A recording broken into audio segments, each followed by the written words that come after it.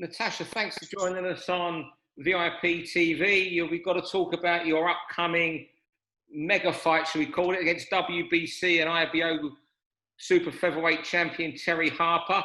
It's probably the biggest ever match between two English female boxers professionally. How much can this fight do for the sport in England and Britain? Yeah, like you say, everything that you just said, it's massive. It's, you know, I think every sport has a eureka moment, and boxing's riding a wave at the minute. And I think, you know, there's nothing better for boxing than big domestic rivalries.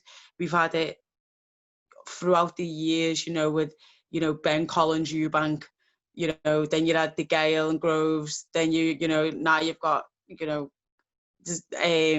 Joshua and Fury.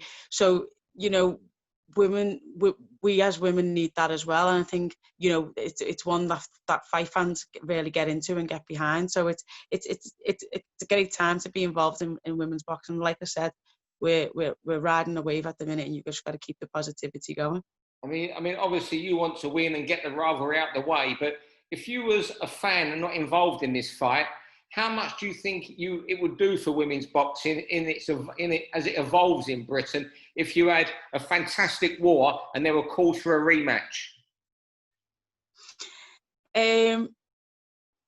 You know, your fans just want to see good fights, and you know, it's going to be some of the first bits of boxing back, so everyone's eager to watch it. You know, I've seen a lot of boxing fans have been watching a lot of the MMA and UFC stuff because there has been no combat sports whatsoever. So, you know, it's monumental. You know, people will be, all eyes are on it. It's a good matchup. You just froze there. The last thing I heard you say was it's a fantastic matchup. Yeah, I think I forgot what the question was now. Okay, I'll ask the question again. That'll be better when we can clip it. Yeah. Obviously, you know, yourself, you want to get the rivalry with Terri over this fight. You win the fight, you're WBC IBO champion, and go on to better things. But what about if you wasn't involved in the fight? How good would it be for fans to see the women's sport evolved if you got a real bitter rivalry and you ended up having a rematch and maybe a third fight?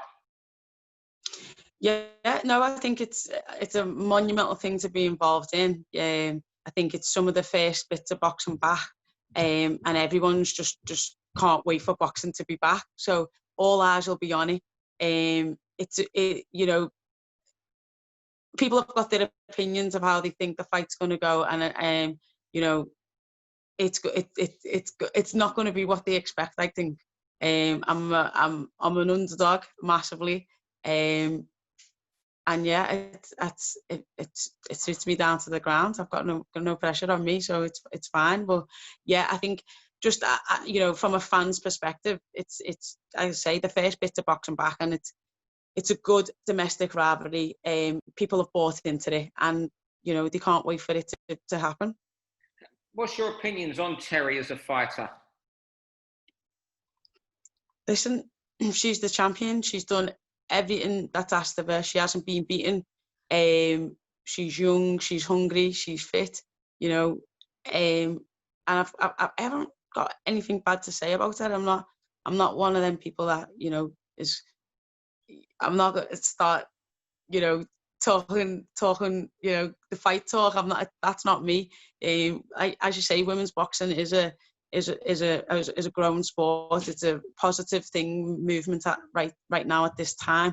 I think it's really instrumental that we don't bring women down just to build ourselves up. You know, we're supposed to be inspiring, we're supposed to be, you know, supporting, we're supposed to be encouraging, and you know, all this, and that's what I want to do. It's not, Terry's just an opponent, it's just work. Yeah. So yeah. You've inspired a lot of girls, you know, girls and women to take up boxing through your success in 2012 with the World Championship bronze, and you know, the European silver a couple of years later. You were one of the pin-ups of the London 2012 Olympics. You've inspired people. Maybe one of them was Terri. Do you ever remember meeting her and giving her an award when she was younger? Yeah, I think we've shared the picture a few times between us, but yeah, I give her one of her ABAs. And I was like, yeah, the GB girl, giving it to the younger junior that just won. And, you know, they're great things. And I think, you know, Matchroom have played on that by calling it idols to rivals. So that was really good. That's really good. It's a really good thing. And yeah, it's mad. You don't ever see, because you're, you know, so focused on training towards results, you don't ever think about you inspiring other people, because you're just trying to work towards a result. But obviously that happens along the way. And since that, we mentioned your fantastic year in 2012 with that world bronze and the European silver a couple of years later, how much, you know, looking at the amateur code, how much has that kicked on since then in Britain particularly, do you think? Because, you know, what happened in 2012, let's say with Worlds, Olympics, you know, that certainly inspired people to take up boxing. Because, you know, women's boxing was at the forefront, wasn't it, then a lot that year? Definitely. I think, you know, before we was ever GB boxing, before it was ever an Olympic sport, England or Great Britain, well, England it was at that time for me, we was a team that you wanted to have in the draw. You know, it was only really Nicola Adams that could ever, you know, progress on in tournaments. And then we got this Olympic team and we made the Team GB and we was fully funded, and, you know, we had the best coaches in the country and was training 5 times a week. We had a proper program, and we became, by the time 2012 came, we became that country that you didn't want to draw, because we was a tough draw. Since then, you know, the success that we've had in the Olympics and the Commonwealth Games and everything, the funding increase and everything that's gone on, we've got that same structure that we had for us as women, for schoolgirls, juniors and seniors, novice, open class, and it's brought the women's game on tremendously. I mean, it's, you know, I watch the standards of amateurs now, and it just goes to prove how good the amateurs is, because a lot of them that are turning over now are world champions or fighting for a world title. So it goes to show what the amateur code, how good the actual amateur code is. Yeah. In other sports, one topic that seems to be brought up a lot with female athletes is parity with pay. You know, but you don't hear that in boxing, in professional boxing, so much about, you know, women should earn the same as men. How long do you think before women might be on parity with men in boxing financially?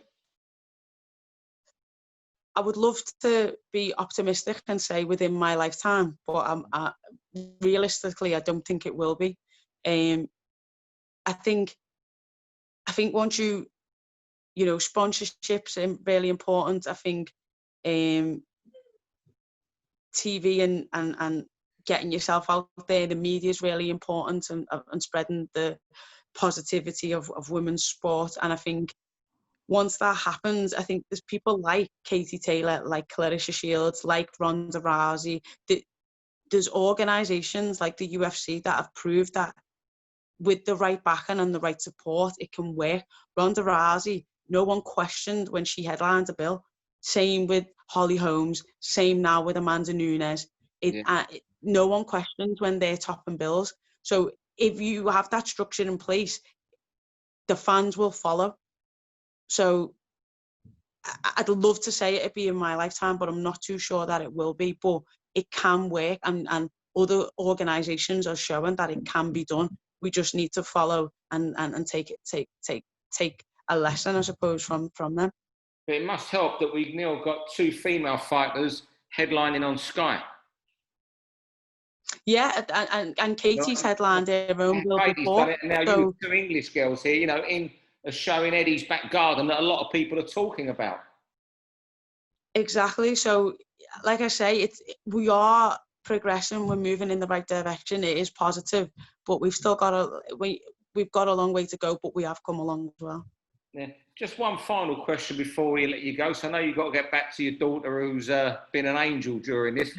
She said you predicted she'd interrupt you. Tested in the dog instead. Just a few of the gym characters at Joe's gym.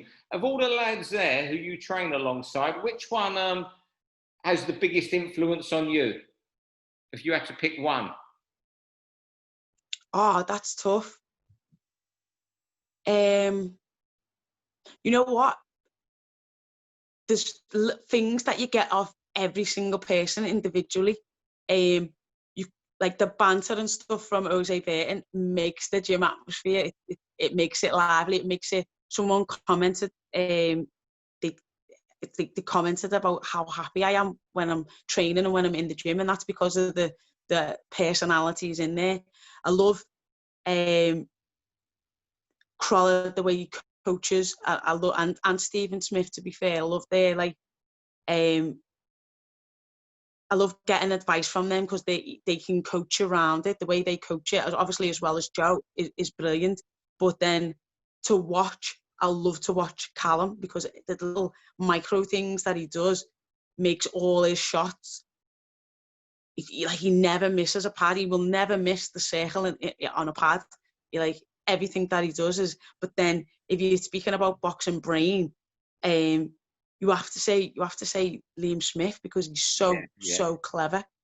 So there's something that you take from every single one that's different. I mean, man, and Croller's got to be the best dressed trainer ever, isn't he? He's going to be. If he doesn't win training of the year, he'll win best dressed man of the year. Yeah, I had a quick fire round interview the other day, and they were asking me on the spot questions who's the best dressed in the gym? I was like, Crawler. Who's the worst dressed in the gym? I was like, Crawler. He's come out with some bad outfits, but on the whole, Crawler's coordination and his he wins hands down. Yeah, I went football with him a couple of months ago, just before the lockdown. Went to Man City, Man United with him. And he was dressed like it weren't a bit out of place, not even a button. I can't believe it. Impeccable. Natasha, thanks very much for joining us. It's been a pleasure talking to you. And thanks for giving us your time this afternoon. So I know how busy you are at home with a daughter and your partner. I dare say home any time now. No, you're welcome. Thank you for having me. Thank you very much. Speak to you soon. You will do. For all boxing info, news and latest interviews, amateur and pro, across the north, click and subscribe. VIP Boxing Promotions. Also Twitter, Instagram and Facebook.